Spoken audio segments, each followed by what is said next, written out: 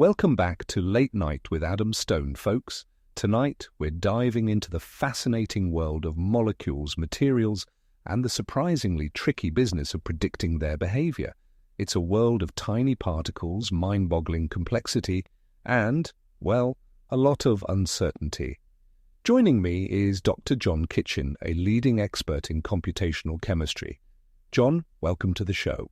Thanks for having me, Adam. It's great to be here. So, John, let's talk about predicting how molecules behave. I understand there are these powerful computer programs, something called graph neural networks, that are used to predict properties of molecules, right? That's right. Graph neural networks are essentially sophisticated algorithms that can analyze the structure of molecules and predict various properties like their energy, how they might react, and so on. They're revolutionizing fields like materials science and drug discovery. Amazing. But here's where it gets interesting. Your recent paper focuses on the issue of uncertainty in these predictions. Can you explain what that means in simple terms? Sure. Imagine trying to predict the weather. You might say, there's a 70% chance of rain tomorrow. That's uncertainty quantification. With these computer models, we want to know not just the prediction itself, the energy of a molecule, for instance, but how confident we are in that prediction. This is especially crucial in material design, where even small errors can have significant consequences. So predicting the energy of a molecule isn't just about getting the number, but also knowing how reliable that number is? Got it. Now this sounds complex. Your paper talks about a specific challenge, something about relaxed energy calculations. What's that all about? Yes, it is complex. The relaxed energy refers to the energy of a molecule after we've let it settle into its most stable shape. Molecules are constantly vibrating and changing, so we use computer simulations to find that lowest energy state.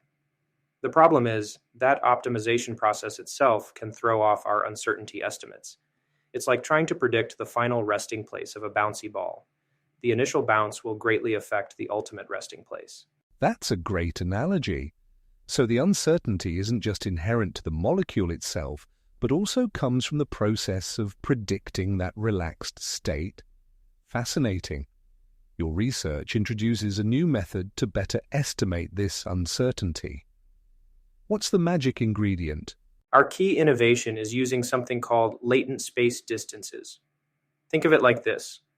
We create a map of all the molecules we've studied, mapping the known properties to their shapes. Then we place a new molecule on this map.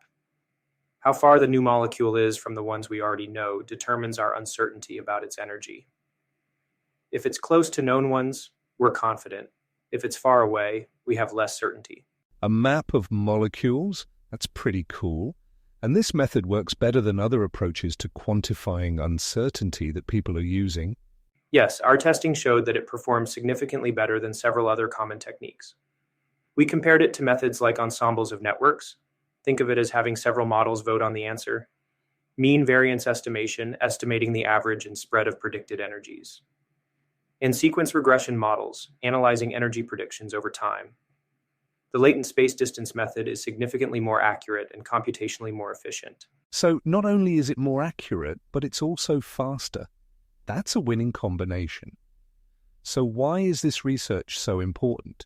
Because being able to predict the properties of new materials accurately and reliably is absolutely vital for developing new technologies, especially for renewable energy and other things that address climate change. The ability to trust a prediction is key, and our work aims to improve this level of trust in these molecular simulations. This is truly groundbreaking work, John. You've made a significant contribution to our understanding of molecules and materials. Dr. Kitchen, everyone. A huge thank you for shedding some light on this incredibly important research. We'll be right back after the break.